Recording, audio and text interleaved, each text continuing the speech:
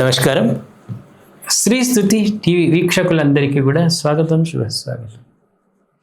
చైత్ర శుద్ధ పాడ్యం, వసంతం విరబూసిన వేళ, ప్రకృతి పులకించిన వేళ, మన తెలుగువారి పండుగ ఉగాది. ఇది కేవలం ఒక క్యాలెండర్ మార్పుకు కాదు, కాలపురుషుడు సృష్టికి ఆరంభం. అసలు ఉగాదిని మనం ఎందుకు జరుపుకోవాలి? ఈ రోజుకున్న చారిత్రక పౌరాణిక ప్రాముఖ్యత ఏంటి? ఈ విశేషాలను ఇప్పుడు తెలుసుకుందాం. శాస్త్రాల ప్రకారం బ్రహ్మదేవుడు ఈ జగత్తును చైత్రమాస శుక్లపక్ష ప్రథమ దినమున సూర్యోదయం వేళ సృష్టించాడని ధర్మశాస్త్రాలు చెబుతున్నాయి. అందుకే ఇది యుగాది, అంటే యుగానికి ఆది. సోమకాసురుడు వేదాలను అపహరించి సముద్రంలో దాచినప్పుడు శ్రీ మహావిష్ణువు మత్స్యావతారం ధరించి ఆ వేదాలను రక్షించి బ్రహ్మదేవుడికి అందించిన రోజు కూడా ఇదే. చైత్రశుద్ధ పాడ్యమి వేద పునరుద్ధరణ జరిగిన ఈ పవిత్ర దినాన్ని మనం పండుగగా జరుపుకుంటున్నాం. ఉగాదికి మన చరిత్రతోనూ విడదీయలేని బంధం ఉంది.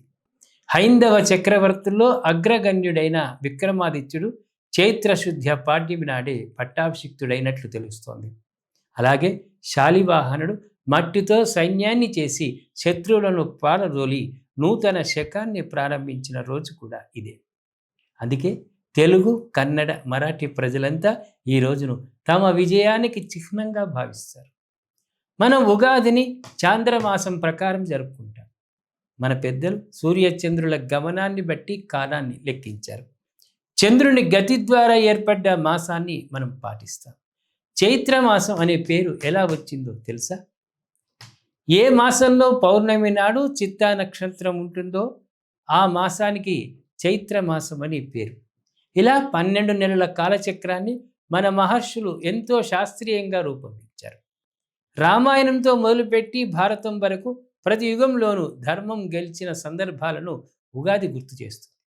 ఉగాది పచ్చడిలోని షడ్రుచులు మన జీవితంలోని కష్ట సుఖాల కలయికను సూచిస్తాయి. ఈ పరాభవ నామ సంవత్సరంలో మీ అందరి జీవితాలు సుఖ సంతోషాలతో నిండాలని కోరుకుంటూ శ్రీ స్తుతి టీవీ ప్రేక్షకులకు ఉగాది శుభాకాంక్షలు. ఈ వీడియో మీకు నచ్చినట్లయితే లైక్ చేయండి, షేర్ చేయండి, కామెంట్ రూపంలో మీ అభిప్రాయాలు తెలియజేయండి.